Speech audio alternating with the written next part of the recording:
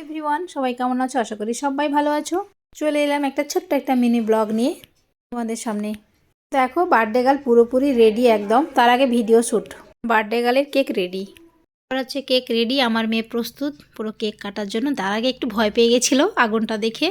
এবার হচ্ছে happy birthday চলছে, সবাই হ্যাপি বার্থডে সবাই পেলে আমরা ওকে উইশ করছি। আর সত্যি এটাই হচ্ছে খুব আনন্দের মুহূর্ত। আর তোমাদের আগের ভিডিওতে এই ভিডিওটা আমি তোমাদের সামনে শেয়ার করেছি, আবারও শেয়ার করলাম, কারণ হচ্ছে এটা আবার ব্লগ নতুনভাবে দিচ্ছি, তাই দিতেই হবে, কিছু করার নেই। আর একে অপরকে আমরা মেয়েকে খাইয়ে দিচ্ছি, আমার মেয়েও আমাদেরকে খাইয়ে দিচ্ছে। আর দেখো, স্প্রেতে পুরো মাথা পুরো ভর্তি করে দিয়েছে। এটা খুব ভালো লাগে, তার জন্য স্প্রে করলে মেয়ের বাচ্চাগুলোও খুব আনন্দ পায়। আর সবাই মিলে যেখানেই লেগে থাকুক না কেন, আমি আমার মেয়েকে খাইয়ে দিচ্ছি।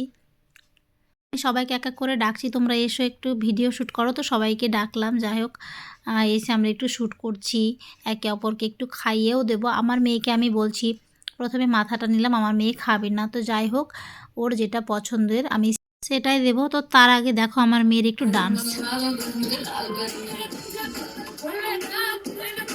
তো আমার মেয়ে একটু ডান্স করছিল, তো একটু ভাবলাম তোমাদের শোনাই, তাই খুব মজা করছি, খুব আনন্দ ওদের সত্যি।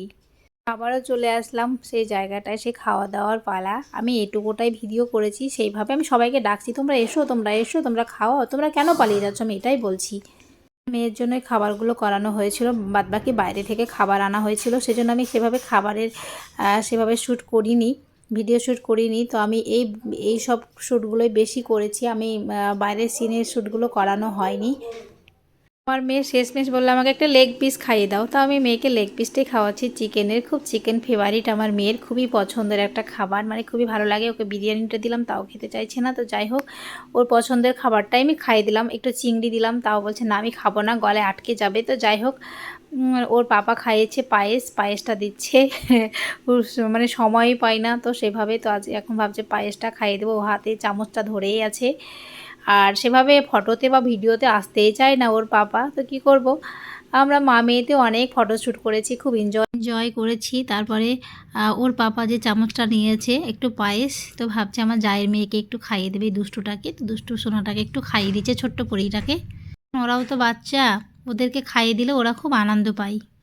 আমার বরমশাই খাইয়ে দিচ্ছে আমার জায়ের মেয়েকে, আর ওটা ভালো লেগেছে। আমরা সবাই মিলে খুবই আনন্দ করেছি, খুব আনন্দের একটা মুহূর্ত। আর আমার মেয়ে তো ভীষণ আনন্দ। কবে আসবে এই দিনগুলো, কবে আসবে আমার বার্থডে মানে আসা মানে 2-3 দিন থেকে মানে পুরো এক্সাইটেড ছিল।